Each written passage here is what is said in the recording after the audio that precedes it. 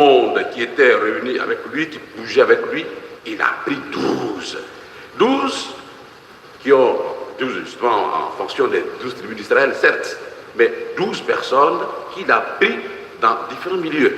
Vous comprenez? Et puis, ces 12-là, pendant 3 ans, ils vont faire cette expérience personnelle. Ils vont aller à l'école de Jésus.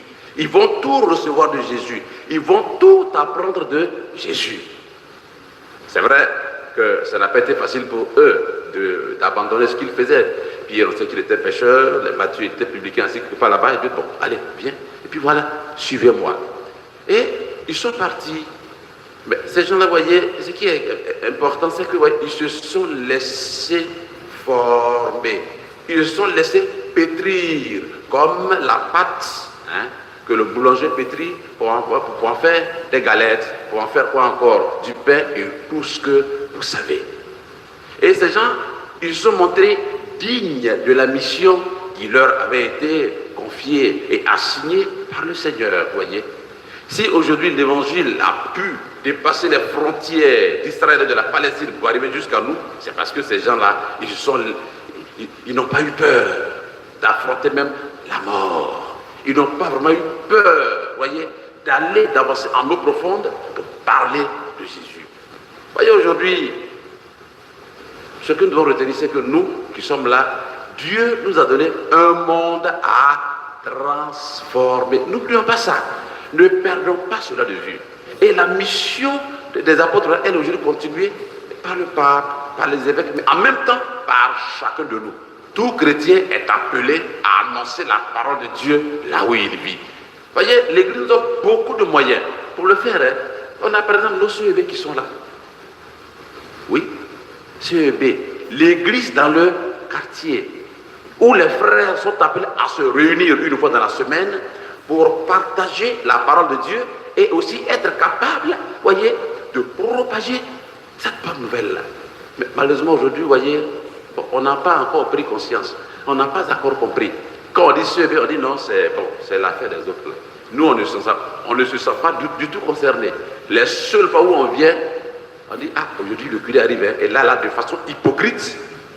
Oui, ça, le mot est pesé, c'est très fort, mais bon, je m'excuse, c'est pas une injure, hein, mais il faut dire les choses telles qu'elles doivent être. De façon hypocrite, on vient, on est assis là, bien, pour faire croire au curé que tout va bien, hein, justement. Nous chrétiens, nous sommes à l'image de nos chefs d'État et tout ça. Même de nous-mêmes, quand on dit Ouattara, on dit Ouattara, on met peinture partout pour qu'ils voient que tout va bien, alors qu'en réalité, ben oui, vous voyez, ça ce n'est pas bien. Frères et sœurs, il faudrait que nous prenions conscience que Dieu a besoin de nous. Il a besoin de nous. C'est nous qui devons annoncer l'évangile. Voilà, annoncer l'évangile. C'est vrai, c'est pas par de vaines paroles, par de discours creux et vides, mais c'est par notre manière de vivre. Et pour finir, je vous donne cette petite histoire-là, rapide. On dit, il y avait dans une ville un monsieur qui était là, et puis qui voyait que, alors, la ville était sale, les maisons étaient très, très crasseuses. Il allait voir monsieur le maire, il me dit, ah ben, la ville là, vraiment, est-ce que le maire lui dit, j'ai fait un premier mandat. J'ai fait un deuxième mandat. Mais j'ai en ligne de mire mon troisième mandat. Ne me dérange pas avec ton affaire. Il est retourné ici assis. Il a réfléchi. Il dit, bon, moi je vais poser un acte qui va amener les gens à prendre conscience. Et qu'est-ce qu'il a fait? Il allait dans une quincaillerie. Il a pris un expert. Je lui ai dit, bon, il faut regarder, voir un peu ma maison. Quelle peinture je pourrais mettre? Monsieur a donné la peinture, il a mis. La maison était tellement belle que son voisin qui a vu est venu nous dire, voisin, dis oui, tu as mis ta peinture là où? Il vient. Allons chez le collègue. Voilà. Ils sont allés à la quincaillerie. Alors, de voisin en voisin, finalement, la chose est arrivée aux oreilles de monsieur le maire. Et le monsieur le maire voit que, voilà, la ville est très, très, très belle. Mes amis, si nous les chrétiens, on ne pose pas le premier acte de conversion, ce monde ne sera jamais converti.